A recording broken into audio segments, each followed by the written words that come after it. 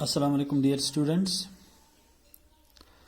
आज हम पढ़ेंगे, क्योंकि अगर हमारे पास कोई क्वाड्रेटिक पॉलिनोमियल होगी, if alpha and beta are zeros of a quadratic polynomial a x square plus b x plus c, then alpha plus beta is equal to minus b by ए।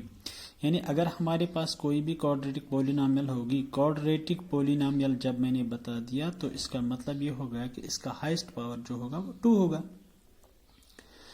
तो मैंने आपको पहले ही बता दिया है कि जितना हाईएस्ट पावर होगा किसी भी पॉलिनोमियल का, उतने ही उसके नंबर ऑफ जीरोज भी होंगे। तो यहाँ पे क्वाड्रेटिक पॉलिनोमियल है तो इसका मतलब है कि यहाँ पे हाईएस्ट पावर जो है वो 2 है।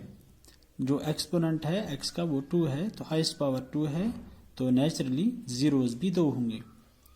तो हम मान लेते हैं कि पहला जीरो जो है वो अल्फा होगा और दूसरा जीरो जो है हम मान लेते हैं कि वो बीटा होगा।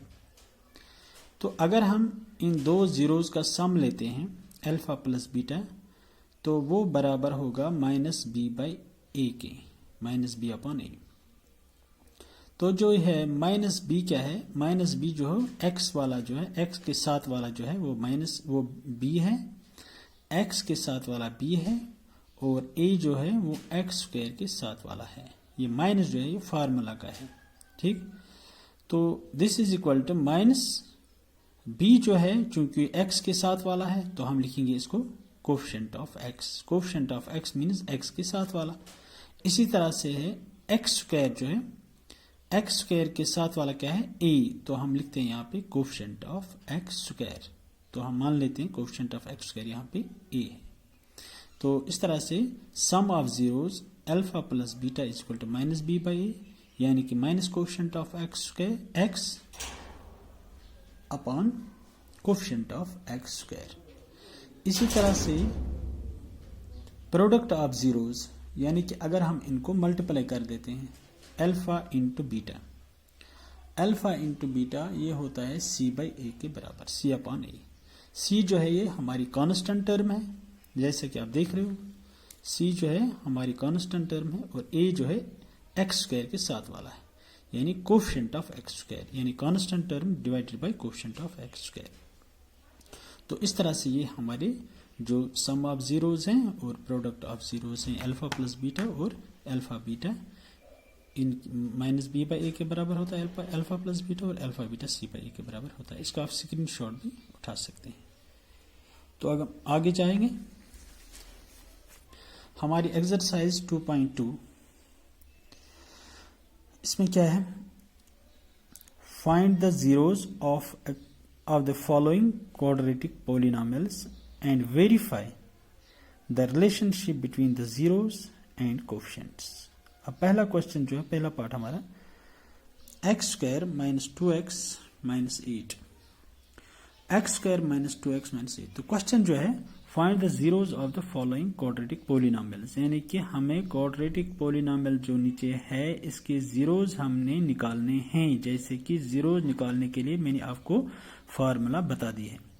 And verify the relationship between the zeros and coefficients, और फिर हमने देखा कि इनके दरमियान रिश्ता क्या है, ये क्या माजरा है, रिश्ता क्या है, ये आपको मतलब नीचे समझ में आ जाएगा। तो पहला पार्ट जो है x square minus 2x minus 8, x square minus 2x minus 8, इसको हम बाई फैक्टराइजेशन मेथड क्या करते हैं, जो बीच वाली टर्म है, ये 3 टर्म्स हैं, एक्स स्क्वायर एक टर्म है, माइनस 2x दूसरी टर्म है, माइनस 8 तीसरी टर्म है। तो बीच वाली टर्म जो है इसको हम ब्रेक करते हैं, इसको हम स्प्लिट करते हैं। स्प्लिट ऐसे करना है क्योंकि जो एक्स स्क्वायर का जो कोफिशिएंट होगा वो उसको हम कांस्टेंट टर्म के साथ मल्टीप्लाई करते हैं। जैसे मैं यहाँ पे एक्स स्क्वायर के जो इसका कोफिशिएंट है वो 1 है और कांस्टेंट टर्म जो है वो 8 है। 1 को हम माइनस 8 से मल्टीप्लाई करते हैं, जैसे मैंने यहाँ रफ में दिखा दिया है, 1 इंटू माइनस 8, ठीक है, इज इक्वल टू 8 1 जार 8। तो 8 को जब हम फैक्टर्स निकालते हैं, 2 4 जार 8, 2 2 जार 4, 2 1 जार 2, यानी 2 2 और 2, 3 जगह पे 2 2 और 2। अब हमने इन फैक्टर्स को ऐसे यहाँ पे लिखना है ताकि जो हमारा ये जो बीच वाली टर्म है इनको हम जोड़ तोड़ के हमें इसको ऐसे लिखना है कि ये बीच वाली टर्म के बराबर आना चाहिए। और जब हम इसको मल्टीप्लाई करें इन दो, जब हम ये दो टर्म्स बनाएंगे, जब हम इनको मल्टीप्लाई करेंगे तो मल्टीप्लाई करके हमें कांस्टेंट टर्म आनी चाहिए। तो यहाँ पे हमने एक्स स्क्वायर जो है वैसे के वैसा ही लिखा। अब ये बीच वाली -2x जो है हमें यहाँ पे देखना है, ये -2x और हमें 8 आना चाहिए। अगर हम 2 2s और 4 करेंगे, 4 में से 2 घटाएंगे तो 2 रहते हैं, ठीक है ना। 4 में से 2 घटाएंगे, माइनस किया 2 तो 2 आएंगे।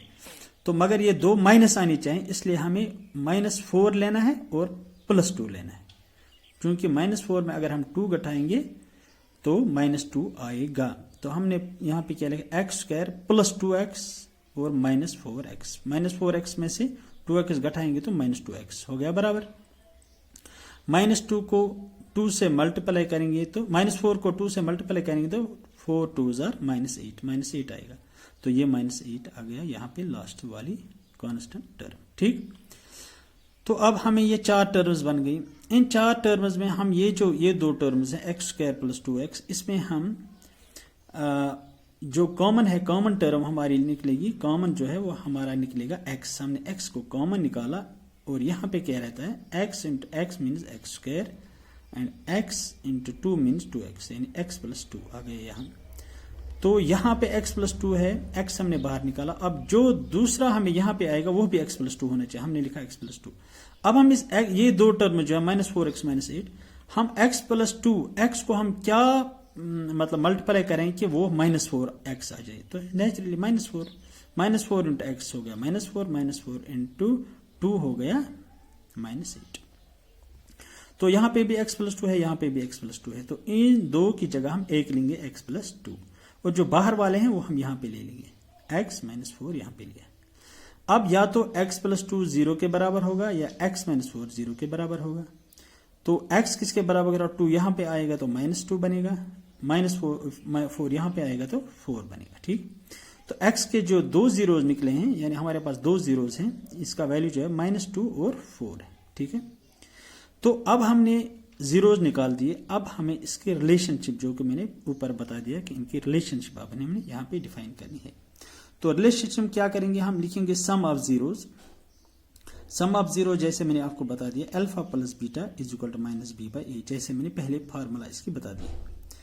अल्फा प्लस बीटा, चूंकि अल्फा हमारा ये है -2 और बीटा हमारा 4 है, हो गया -2 प्लस बीटा की जगह 4 लिखेंगे इज इक्वल टू माइनस, जो फार्मूला का माइनस है, फार्मूला का जो माइनस है वो हमने लिखा माइनस। अब b किसके बराबर है, -2 के बराबर है, हमने -2 लिखा, डिवाइड बाय a किसके बराबर है, यहाँ पे हम देखेंगे b जो है -2 के बराबर है। ये हमारा a है, ये हमारा b है और ये हमारा c है। तो -2b है और a क्या है, इसका कोएफिशिएंट है, वो हो गया 1। यहाँ पे हमने लिखा 1, ठीक, यहाँ पे हमने लिखा 1। तो -2 + 4 means 2, minus into minus plus हो गया 2/1। This is 2 is equal 2/1 means 2 हो गया, ठीक। यानी कि सम ऑफ जीरोज के रिलेशनशिप हमने बता दी। अब हमें प्रोडक्ट ऑफ जीरोज के बारे में बताना है। Product of zeros is equal to alpha into beta that is c/a। c हमारी कांस्टेंट टर्म है और a हमारा जो है वो कोएफिशिएंट ऑफ x स्क्वायर है, जैसे मैंने आपको पहले ही बता दिया। तो अल्फा -2 के बराबर है, यहाँ पे देखिए आप, अल्फा -2 के बराबर है, यहाँ पे ये मैं ऐसे मेंशन करता हूं।